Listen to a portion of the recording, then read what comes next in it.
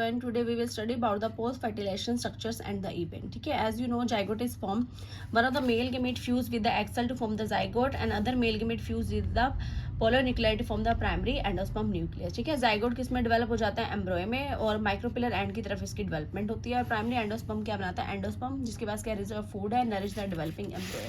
ये एम्ब्रॉय को क्या करता रहेगा? डेवलप करता रहेगा। ठीक है, पोस्ट फर्टिलाइजेशन इवेंट्स में हम पढ़ेंगे फ्लोरल हर्ल्स होती है जो कि ड्राई हो जाती है, एंड फॉलर कैलेक्स कई में रह जाता है जैसे कि टमाटो और ब्रिंजल। ठीक है, और गायनोशियम जो है stigma style dry and fall हो जाएंगे, और बची ओवरी और ओव्यूल्स। ओवरी किसमें चेंज होगी? फ्रूट में, और फ्रूट को हम क्या बोलते हैं? Ripe and ovary. ये फ्लैशी भी हो सकते हैं, ड्राई भी हो सकते हैं। फ्लैशी में guava, mango, ground nut, mustard. ठीक है, और on the basis of development false fruit होते हैं, ट्रू फ्रूट्स होते हैं, और हमारे पार्थेनोकार्पिक फ्रूट होते हैं। फॉल्स फ्रूट में क्या होता है कि जब फ्रूट बनता है अदर देन ओवरी से, जैसे कि एप्पल में फ्रूट बन रहा है थैलेमस पार्ट से। ठीक है, और ट्रू फ्रूट होते हैं mostly develop from the ovary. अब पार्थेनोकार्पिक फ्रूट क्या होते हैं? Fruit develop without the fertilization, जैसे कि बनाना की फर्टिलाइजेशन नहीं होती, सीधा ही क्या है वो फ्रूट में चेंज हो जाती है। ओवरी किसमें चेंज हो जाती है? फ्रूट में। और wall of the ovary develop into the wall of the fruit called the pericarp. Ovule क्या होते हैं? चेंजेस इनटू सीड, और ये सीड क्या? Product of sexual reproduction.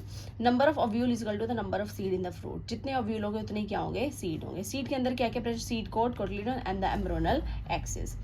Seed coat protect the young embryo. ठीक है, सीड कोट प्रोटेक्ट करता है यंग एम्ब्रॉय को, जो ओव्यूल की आपने पढ़ी थी। ठीक है, integument see outer and the inner. Outer change है टेस्टा में, इनर किस में चेंज हो रही है? टेगमेन में।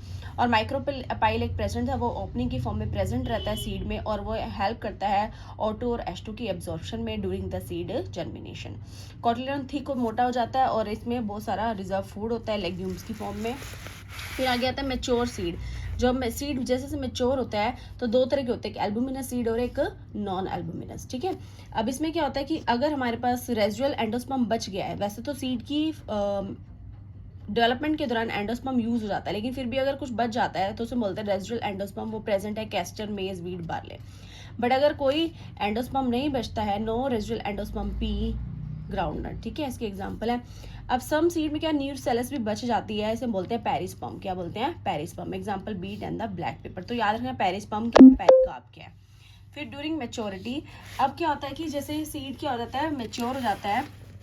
ठीक है, तो अब जरूरी नहीं कि सीड एकदम से डेवलप हो जाए। Some time it undergoes the dormancy condition, inactive stage. अगर उसको फेवरेबल कंडीशन नहीं मिलती तो वो इनएक्टिव स्टेज में चल जाता है। तो उसमें 10 to 15% क्या होता है? बायोमास वाटर प्रेजेंट होता है, क्रूशियल फॉर द सीड्स। ये सीड स्टोरेज के लिए नेसेसरी है। और अगर एक्टिव है मतलब कि वो जर्मिनेशन के लिए रेडी है, उसमें फेवरेबल कंडीशन है, तो 70 to 75% बायोमास क्या होगा? वाटर प्रेजेंट होगा। ओके, उसके बाद क्या है? ये जो बेटर एडेप्टिव स्ट्रेटजीज में प्रेजेंट होती है, हेल्प करती है कॉलोनाइजेशन में। हैव सफिशिएंट फूड रिजर्व है, so nourish the young seedling capable of photos. जब तक कि जो उसके अंदर जो एक सीडलिंग बन रहा है, जब तक कि वो सीडलिंग कैपेबल नहीं हो जाता फोटोसिंथेसिस करने के लिए, तब तक जो इसके अंदर रिजर्व फूड होगा वो उसको क्या प्रोवाइड करेगा? सारी कंडीशंस जो भी उसको मेच्योरिटी के लिए चाहिए, ठीक है, जो भी नीड्स है वो सारी कंप्लीट करेगा।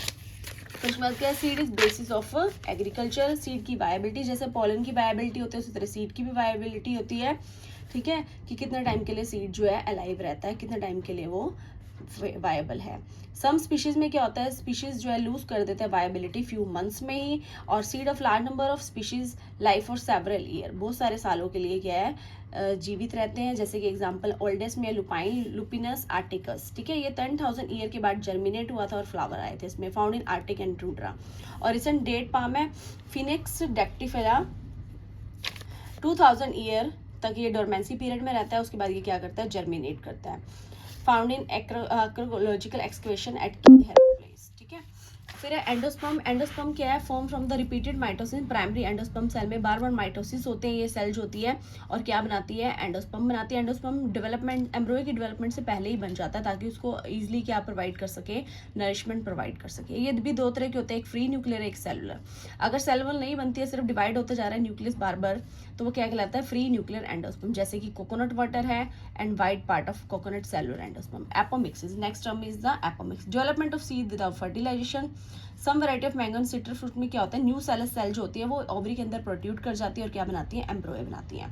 ठीक है, अब इसी कंडीशन आती है poly embryony. More than one एम्ब्रॉय in a seed. Seed in apomictic seed में पाए जाते हैं, क्योंकि इसमें क्या होता है कि जो न्यू सेलस सेल है बहुत सारे होते हैं, वो प्रोड्यूट कर जाती है ओवरी में, एम्ब्रॉय बनाएंगी, तो इसलिए उसकी वजह से कई सारे एम्ब्रॉय जो है एक सीड में प्रेजेंट हो सकते हैं, जिसे हम क्या कहते हैं? पॉली एम्ब्रॉय। Thank you.